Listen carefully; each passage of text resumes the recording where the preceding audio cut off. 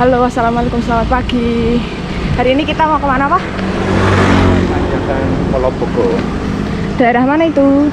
Daerah Petasan Kabupaten Semarang. Oke, kita menantang diri lagi mencari tanjakan yang tinggi. Hari ini kita MTB-an, aku pakai Gary Fisher, terus Papa pakai Polygon Path 3. Yuk ikuti perjalanannya, jangan lupa like, share, dan subscribe ya.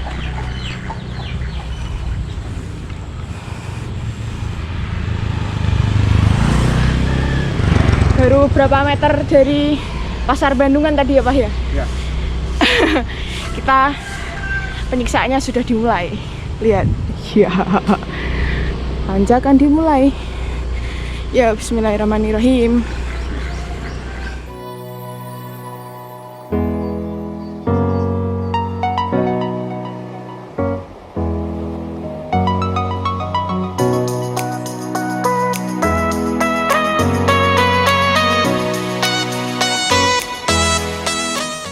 Nah, ke Polobogo ini elevasinya itu sekitar 482-an.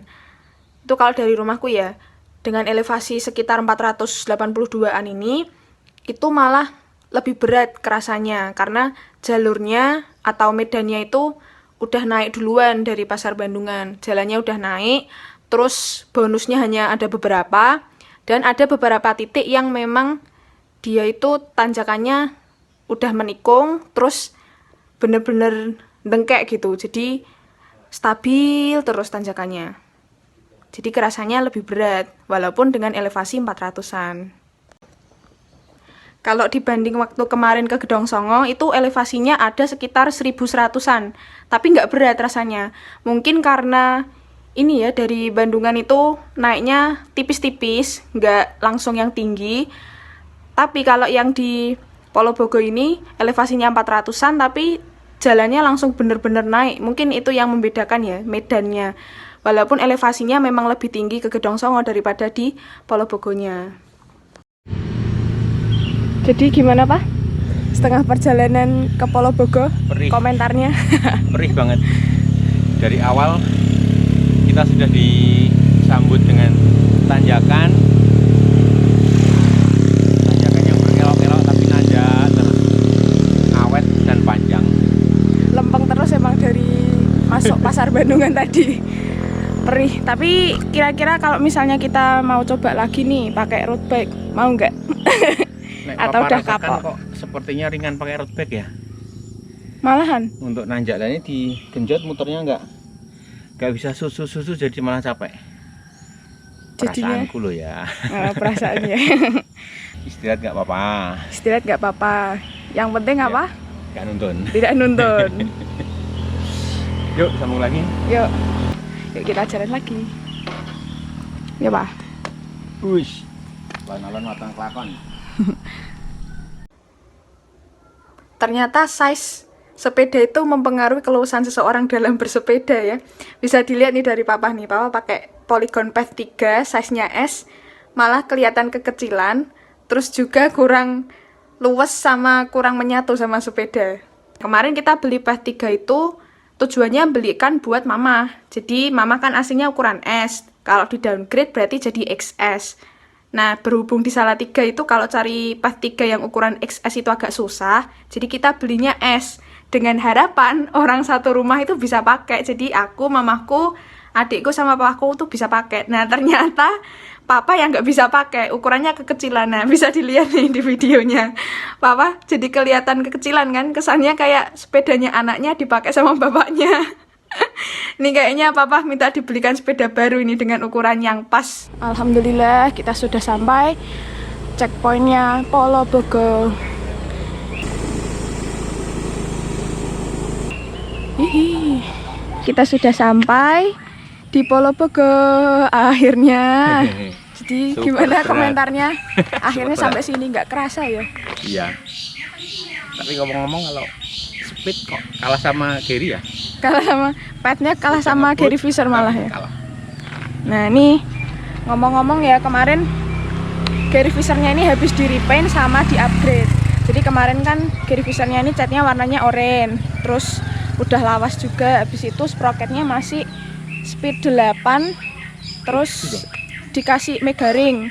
Nah sekarang sudah di-upgrade. 9. Di repaint jadi warna merah, seperti baru lagi. Hihi. Terus sprocketnya diganti 9 kali speed, sama kayak punyanya PEV 3, punyanya papa. Terus RD-nya diganti Shimano Altus. Terus yang FD ini diganti Shimano Acera. Terus sama kemarin ganti apa lagi ya Pak? Rem sama ininya ya. Ganti semua. Remnya juga diganti. Jadi terlihat seperti baru, sudah ngacir, jadi tambah ngacir.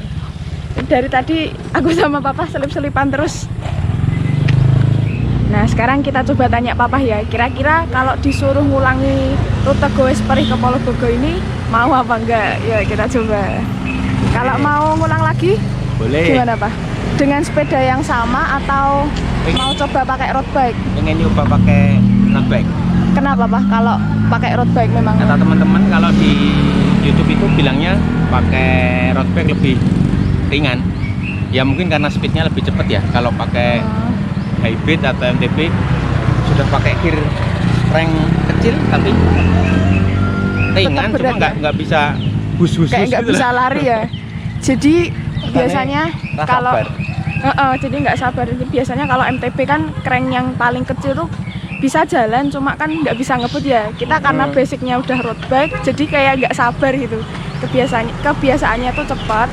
Begitu pakai MTB tuh rasanya nggak lari-lari gitu. Jadi kayak istilahnya MTB kayak orang jalan, road bike kayak orang lari gitu ya. Bisa jadi gitu. Ini perlu dicoba lagi sih. Aku juga pengen coba lagi pakai road bike. Mungkin lain waktu kita kalau buat sini lagi. kok rasanya nggak nyaman. Nah itu kayaknya papa yang kombinasi gear crank depan sama sprocket belakangnya yang kurang pas. Kalau aku dari tadi udah pas sih.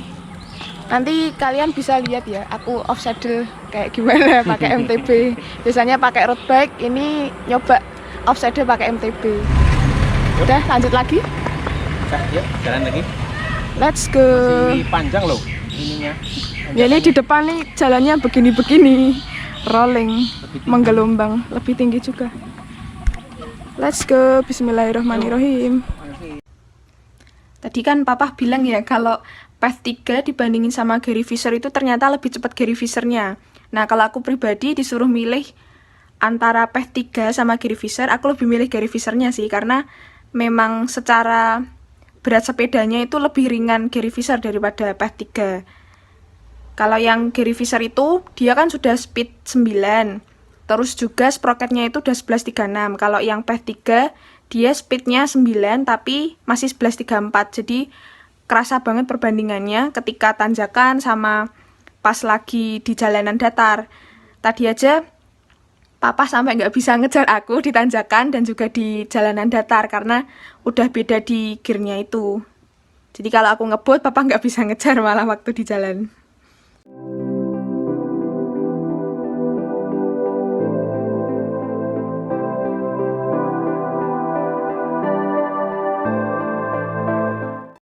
Ini menurutku tanjakan yang paling berat sih di Polobogo.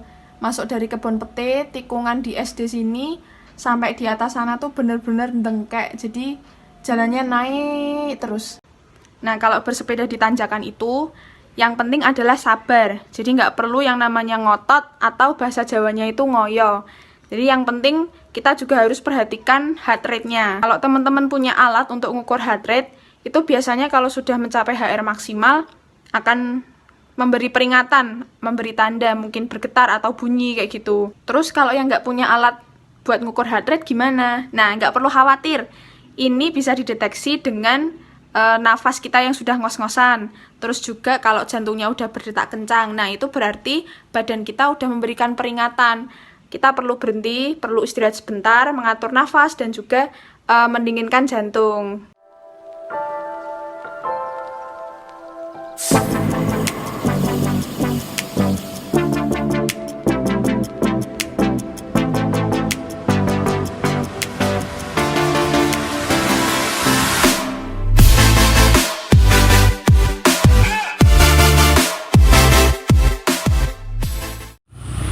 kalau mau lihat tanjakannya kayak begini, motor aja sampai menukik turun ke bawah.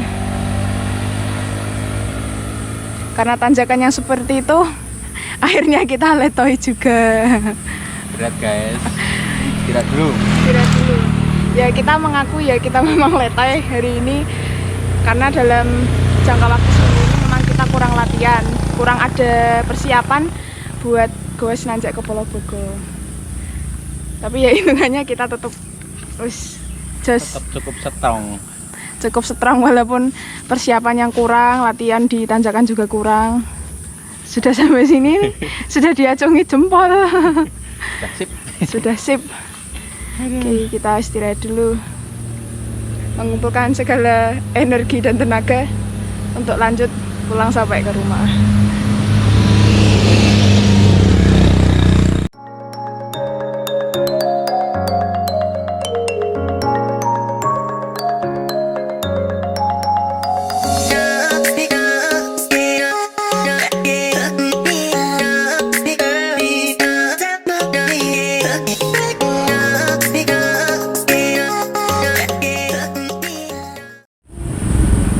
Alhamdulillah kita sudah sampai di jalur utama Salatiga Kopeng. Ini kalau ke kanan ke Kopeng, kiri ke Salatiga. Yeay, akhirnya.